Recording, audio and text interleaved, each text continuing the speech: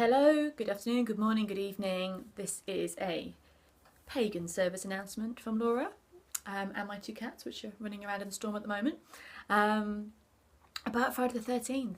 I don't know why I'm still hearing that it's bad luck. I thought it'd be really nice to do a really small video about Friday the 13th to kind of bust some myths about it to anyone that maybe isn't pagan or who hasn't really thought about it but just follows around with this belief that it's a bad day. And maybe they don't even know why they believe it's a bad day, they've just been told it's a bad day. You know, I think as humans we really do struggle with change, with some fundamental parts of ourselves, and that's fine. We're humans, we don't like change that much, even though we deeply crave it.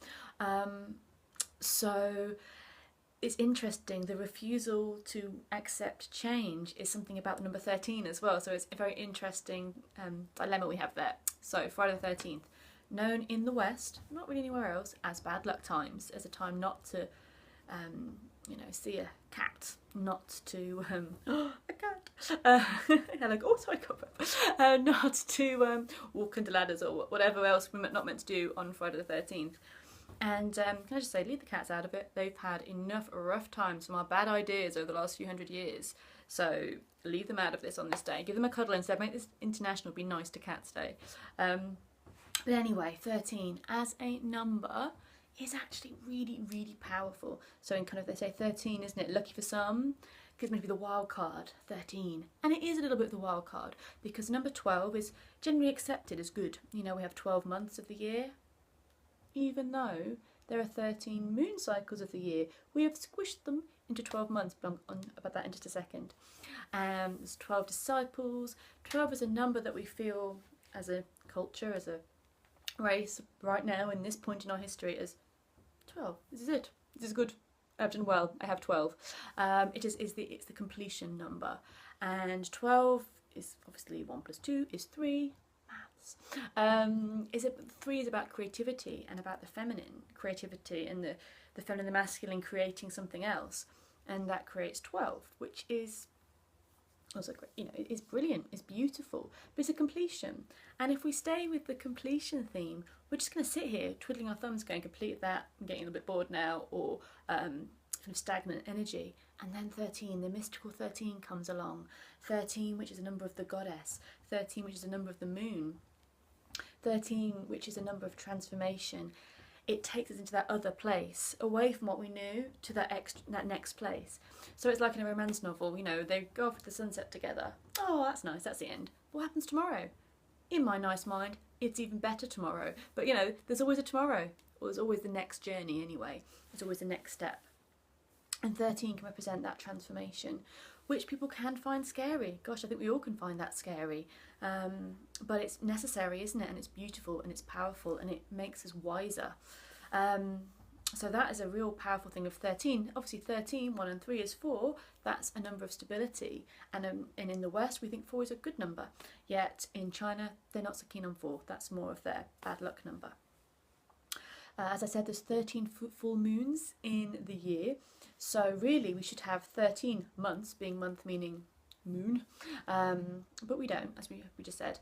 And the natural cycle and the farming cycle and the old pagan cycle would have followed those 13 moons. And it's a bit of rebellion against that pagan energy that we've kind of said, no, we don't want that extra, that extra month. We want to squeeze it into 12 where we can handle it, where we can manage it. In the Ogham, the Celtic tree calendar, that follows, I say it's very loosely because again it's very hard to trace how these things came about, but that follows the full moon cycle. So if you'd like to look up your Ogham tree sign, it's different to your star sign. There's going to be 13 moon signs there. So I think we've worked out that 13, you know, in traditional witchcraft there'd be 13 members of a coven or no more than 13 members of a coven, and 13 is generally a number we associate with the goddess and with wisdom of the goddess. So that's good, isn't it? I mean, all things have both sides, light and dark, all days, all numbers have both. I'm not trying to make it, bling it up and make it all about sparkles, though we like sparkles. It's just saying that it's a really powerful time and it's good to embrace the power rather than going, oh, I don't go outside. Friday, Freya's Day, Frigg's Day, the name Friday obviously sounds like Freya's Day, doesn't it? It does come from the Norse goddess Freya and Frigga.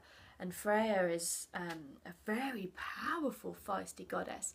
And she has a chariot pulled by cats. So again, you have this cat linked to the Friday. And she was a goddess of utter powerful land, beauty, sex, magic, all those things that possibly Christianity didn't like about women. She might represent them. So yeah, she is a powerful goddess and was really revered.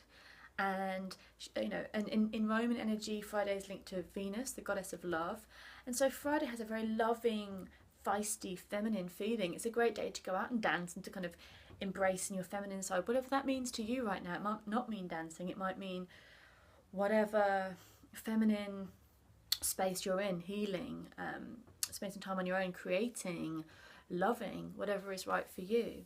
So, I mean, Friday, they do say Jesus was killed on a Friday. There's, you know, they say lots of things that can put negative connotations on other things. So maybe he was, and also maybe he wasn't. And Friday was apparently the day of the hangman, of the executioner. Do we know? Maybe so. But again, why? There's lots of, you know, you can really dig in why that was chosen as a day for these kind of events, and to make it a day that's feared, because fear is very, very powerful, and I'll come on to that in just a second. So, but to other cultures and to other beliefs, this is a really cool day. You know, it's only in Europe really that we have this strange, in the West, sorry, in America as well, that we have this sort of strange feeling about Friday the 13th. And in other cultures it really isn't the case, and as a pagan it really isn't the case. It's actually a day where we connect with the goddess very, very strongly. We connect with the cycles of our lives, we connect with our own powerful, feisty energy. We see where we're at, we see where we're transforming, we see where we're changing, and we see what we're learning, what we have learned from the previous stable cycle, and we appreciate and are grateful for what we've learned from that cycle and prepare ourselves for the next cycle. And that's really, really beautiful, I think. So what does it say about fear? I'm going to put this under a 10-minute video, so I'll speed up. But, you know, the argument is, well, lots of bad things have happened on Friday the 13th. Maybe so. And unfortunately, pretty bad things have happened every day. And also, many beautiful, wonderful, powerful, sexy, awesome things have happened every day. So, you know, we don't maybe make a point of that, yeah, great things happen every day. And yeah, unfortunately, a lot of events that aren't great can happen on any old day.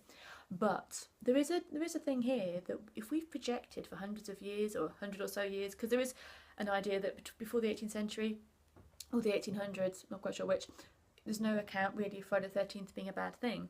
So for the last couple of 100 years or so, if we have projected fear onto something, our powerful collective unconscious is huge. You know, we can create things that are going wrong by us all focusing a negative intent onto something.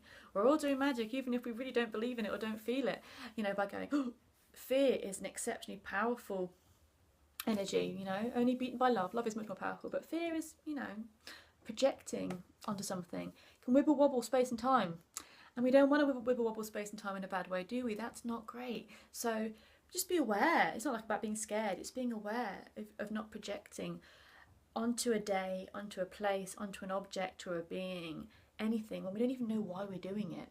So have a step back. Friday the 13th is cool. It's a powerful day. It's a day where probably good things will happen, and maybe a few not so good things will happen too. It's life. But it's a day when we can learn much more beauty about ourselves, about our path, about the goddess and the world around us. So have a really powerful Friday the 13th. Thank you for watching.